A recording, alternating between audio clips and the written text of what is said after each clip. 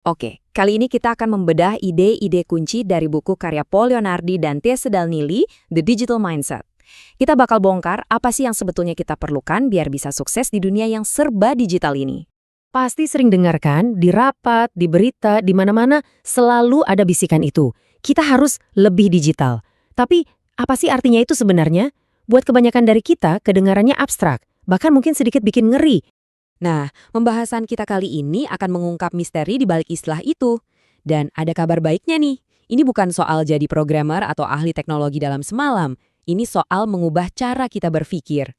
Oke, mari kita mulai dari satu angka. Angka yang mungkin mengejutkan dan jujur aja bikin lega banget. Angka ini adalah inti dari pola pikir baru yang akan kita bahas. Cuma 30%. Jadi, ini dia poin utamanya.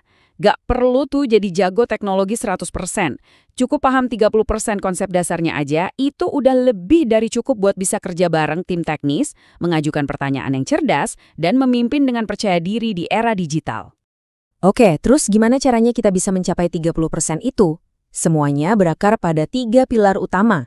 3 perubahan mendasar dalam cara kita berpikir dan bekerja. Yuk kita bedah satu persatu. Pilar pertama adalah tentang bagaimana hubungan kita dengan teknologi itu berubah. Kita ini bergeser dari sekedar menggunakan alat menjadi beneran berkolaborasi dengan sistem digital layaknya rekan kerja. Dengar kata algoritma mungkin kedengaran rumit ya, tapi buku ini menyederhanakannya dengan analogi yang pas banget. Anggap saja algoritma itu seperti resep masakan. Coba deh bayangin lagi bikin kue. Kita punya bahan-bahan, itu inputnya. Kita ikuti langkah-langkah di resep, nah itu aturannya. Dan hasilnya, kue yang enak, itu outputnya. Algoritma bekerja dengan logika yang sama persis. Ada input, ada aturan, dan ada output. Simpel kan? Nah, disinilah letak perbedaan kuncinya. Manusia itu paham instruksi yang nggak eksplisit, kayak kocok hingga mengembang. Kita punya feelingnya. Tapi komputer nggak bisa. Dia butuh perintah yang super jelas dan nggak ambigu. Paham soal ini penting banget biar kolaborasi kita efektif. Alat-alat digital ini nggak berdiri sendiri. Mereka adalah bagian dari apa yang disebut tumpukan teknologi. Sebuah sistem yang rumit dan saling bergantung, persis kayak menara Jenga. Kalau satu bagian berubah, seluruh strukturnya bisa kena imbas. Memahami ketergantungan ini adalah bagian penting dari 30% yang perlu kita kuasai. Jadi, kalau kita mau berkolaborasi dengan mesin, kita harus bisa bahasa mereka. Dan bahasa itu adalah data. Ini membawa kita ke pilar yang kedua. Wah, ini ide yang bisa mengubah cara pandang kita. Kita seringkali menganggap data itu sebagai kebenaran objektif yang kita temukan gitu aja. Padahal salah. Data itu diciptakan. Data adalah representasi yang kita buat tentang dunia, yang artinya semua pilihan dan sudut pandang kita ikut terbawa di dalamnya. Contoh ini dengan jelas menunjukkan risiko nyata dari data yang buruk. Ini adalah kasus klasik sampah masuk, sampah keluar, di mana satu kesalahan ketik kecil mengakibatkan konsekuensi finansial yang luar biasa besar, merugikan seluruh kota selama bertahun-tahun.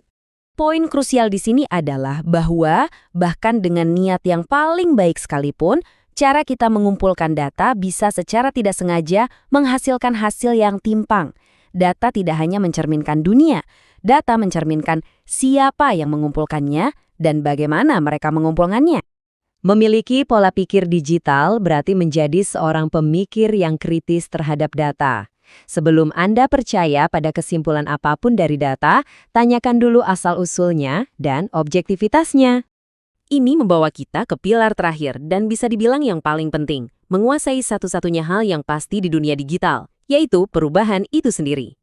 Moda keamanan yang lama itu seperti membangun benteng. Tapi itu sudah tidak lagi relevan ketika teknologi kita saling terhubung dan terus diperbaharui. Anda tidak bisa mengendalikan setiap bagian dari ekosistem digital Anda. Pola pikir digital menggeser fokus kita. Bukan lagi mencoba mencegah masalah sama sekali, tetapi lebih ke membangun ketahanan serta kemampuan untuk merespon dan beradaptasi ketika masalah yang tak terhindarkan itu muncul. Jadi, bagaimana kita menghadapi ketidakpastian ini? Ya, dengan bereksperimen. Ini adalah contoh klasik dari perusahaan game Electronic Arts yang menguji 2 penawaran pemasaran yang berbeda untuk game SimCity 5. Nah, coba tebak, mana yang menang? Logika konvensional pasti bilang yang ada diskonnya kan? Tapi, mana yang sebenarnya meningkatkan penjualan lebih dari 40%? Anehnya, yang menang justru penawaran pre-order tanpa diskon yang menaikkan penjualan sebesar 43%. Eksperimen sederhana ini memberikan wawasan yang sangat kuat dan berlawanan dengan asumsi umum. Penggemar mereka ternyata didorong oleh kesetiaan, bukan diskon. Itulah kekuatan dari bereksperimen. Oke, jadi ini rangkumannya. Pola pikir digital Anda dibangun di atas 3 ide ini. Berkolaborasi dengan mesin sebagai rekan satu tim, berpikir kritis tentang bagaimana data diciptakan, dan merangkul perubahan melalui eksperimen yang konstan. Ini bukan soal persiapan untuk masa depan yang jauh. Peralatan dan tantangannya sudah ada di sini, sekarang. Pertanyaannya bukan lagi kapan, tetapi bagaimana Anda akan beradaptasi.